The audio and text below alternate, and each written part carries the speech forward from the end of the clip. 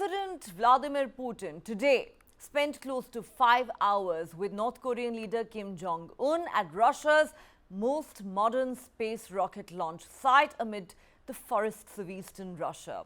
We're talking about the Vostochny Cosmodrome. More about the significance of this location a little later on the show. President Putin has said Russia would help North Korea launch satellites, and Kim Jong Un has said Moscow has his full backing in its sacred fight, as he put it, with the West. Before the talks, Putin said, "We will discuss all issues," when asked if the two leaders would talk about getting supplies from the north to replenish Moscow's dwindling stock of weapons and ammunition.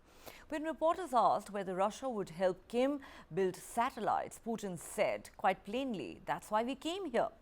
The leader of the Democratic People's Republic of Korea shows great interest in rocket engineering. They are also trying to develop space programs, Putin said. At the opening of the summit with Putin at the gleaming new space station, Kim said it was North Korea's unwavering position to further develop its traditional friendship and ties with Russia. He said, and I quote, "I find it an honor that the president has found an opportunity to meet at a special environment at the launch station, which is the heart of your position as a space superpower, and given us a deep understanding of the way forward." Kim also told Putin that he had his full backing in the sacred fight that Moscow is waging against the hegemonic forces. He said, "We will always support the decisions of President Putin and the Russian leadership, and we will be together in this fight against imperialism." The summit between the leaders of the two countries, which have become increasingly isolated internationally, is being watched very closely by Washington and its allies, who suspect they could agree to trade arms and defense technology. US and South Korean officials have expressed concern that Kim would provide weapons and ammunition to Russia, which has expended vast stocks in more than 18 months of war in Ukraine. Now, the choice to meet at Vostochny Cosmodrome, a symbol of Russia's ambitions as a space power, is noteworthy as North Korea has failed twice to launch reconnaissance satellites in the last 4 months. Kim has made it a top priority to launch a spy satellite, while pushing his nuclear-armed country to step up the development of ballistic missiles, drone attack submarines. And ahead of his meeting with Putin, Kim signed the visitor book in Korean, saying, "The glory to Russia, which gave birth to the first space conquerors, will be immortal." Television footage shows Putin giving Kim a tour of the facility, including the building where the Angara, Russia's new space launch rocket, is assembled. The 42.7-meter booster launches payloads into the low Earth orbit. The promised Russian aid comes as North Korea's scientists have vowed to try another launch of the new Kolima-1 booster in October. The US and its allies have called North Korea's latest satellite tests clear violations of the UN Security Council resolutions that prohibit the development of technology applicable to North Korea's ballistic missiles programs. United Nations resolutions passed with Russia's support also ban any scientific and technical cooperation with North Korea in nuclear science and technology, aerospace and aeronautical engineering and technology, and advanced manufacturing production techniques and methods. North Korea has said its space program and defense activities are its sovereign right. Shortly before the summit, North Korea in fact launched 2 short-range ballistic missiles from an area near the capital Pyongyang into the sea off its eastern coast. It was the first such launch by the North while Kim was abroad, demonstrating an increased level of delegation and more refined control systems for the country's nuclear and missile programs.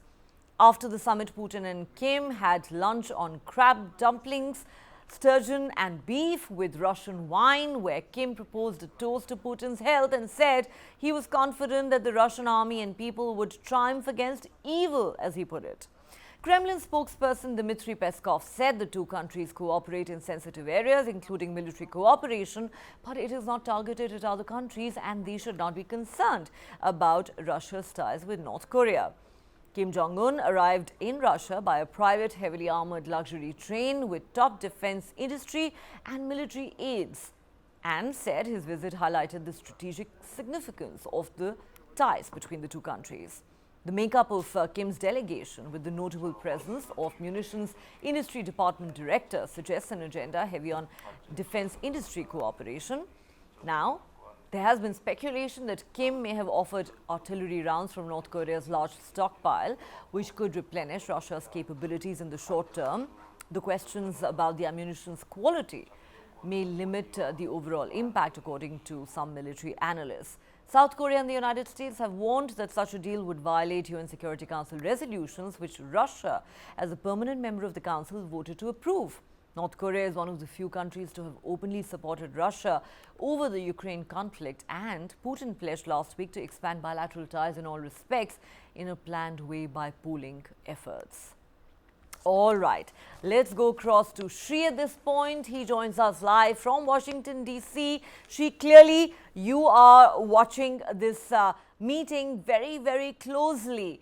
Of course, apart from what they ate, tell us, what do you think happened in that meeting? Have they struck a major arms deal that the US, South Korea and Japan as well as Ukraine need to worry about?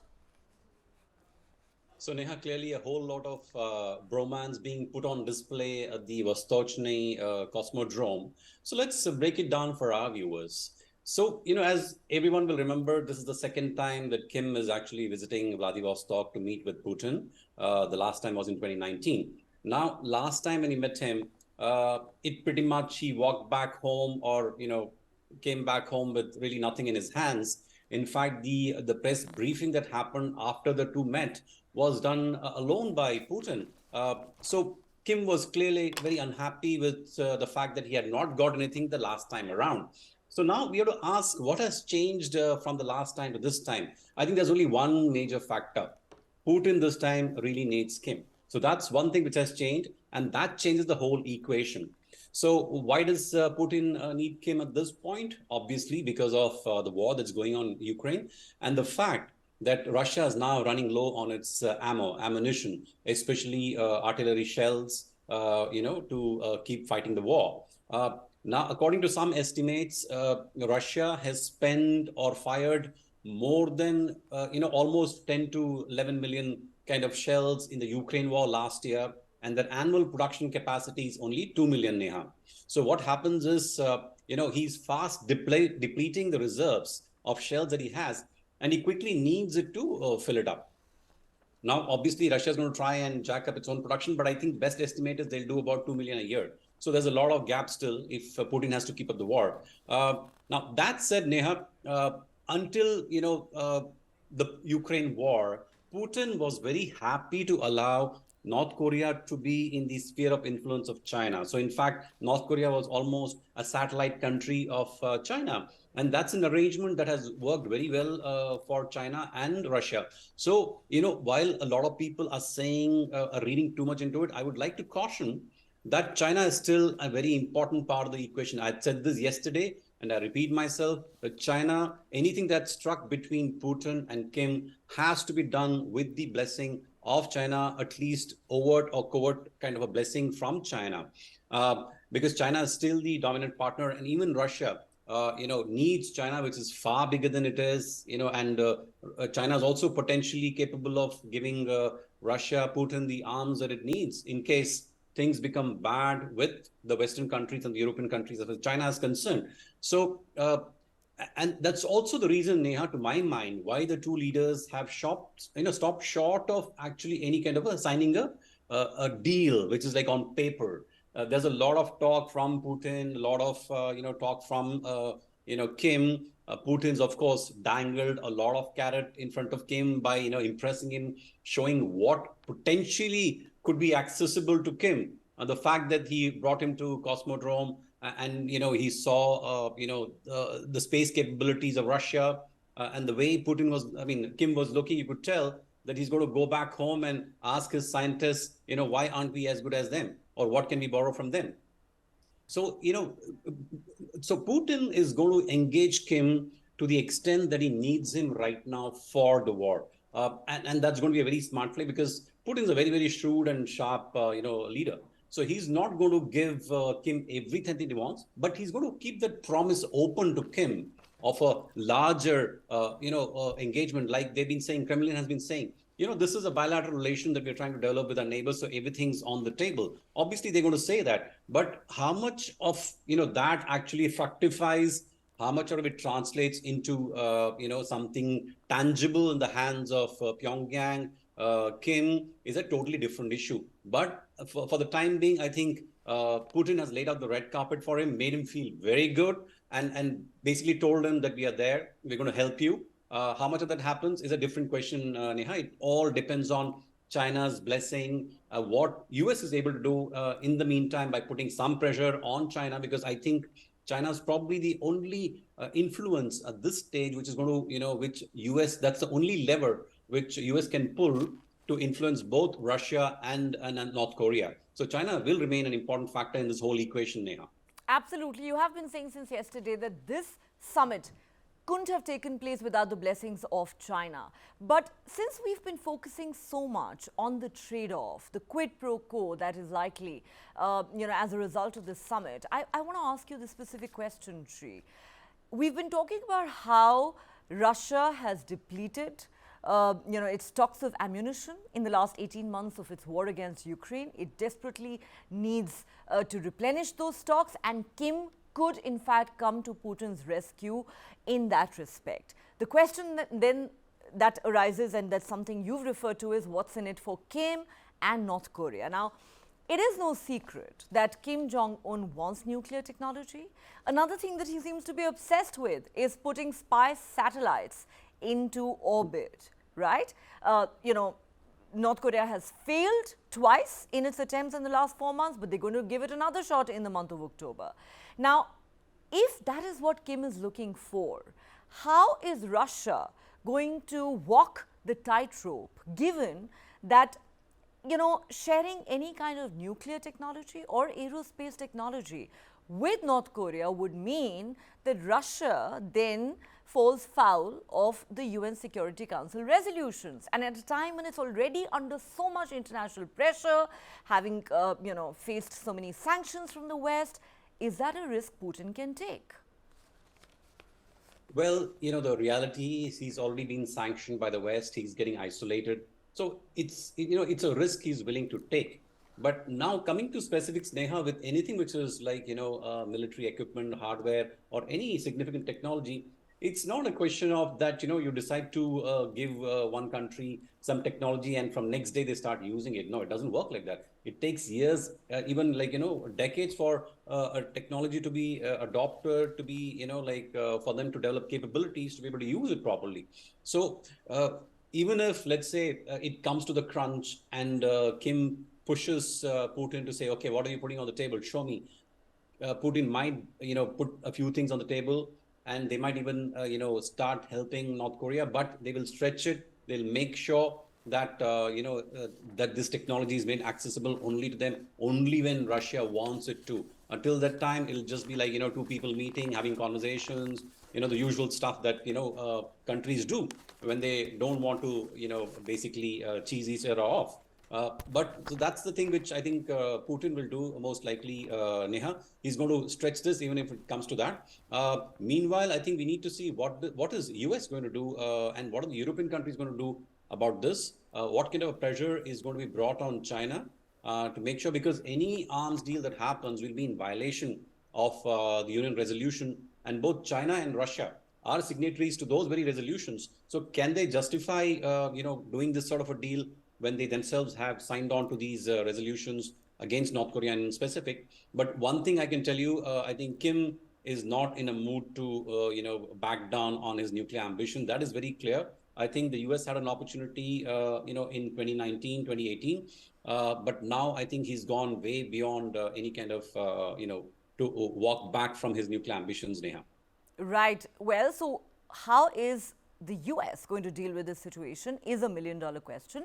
And in all humility, in my view, another $1 million question was, Sri, how were the crab dumplings and sturgeon that Putin and Kim ate? And I was hoping you'd give us some scoop on that, some details. Unfortunately, none have been forthcoming. But on that note, let's move on to another story that we have for our viewers on this high-profile Kim-Putin meeting. Let's tell you about the significance of the site chosen for the Putin-Kim summit. The choice to meet at Vostochny Cosmodrome, a symbol of Russia's ambitions as a space power, is not without meaning, as North Korea has twice failed to launch reconnaissance satellites in the past 4 months. I'm glad to see you. This is our new Cosmodrome, Putin said as he welcomed Kim at the Vostochny Cosmodrome, a modern space launch facility in the Amur region of Russia's Far East. Television footage shows Putin giving Kim a tour of the facility, including the building where Russia's new space rocket launch is assembled.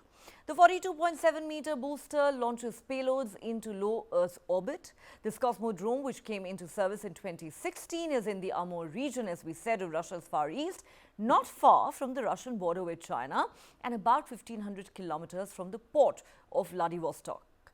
Now, in English, this name means Eastern Cosmodrome. Putin ordered the construction of the Cosmodrome to reduce reliance on the Baikonur Cosmodrome in Kazakhstan, which gained independence after the 1991 collapse of the Soviet Union.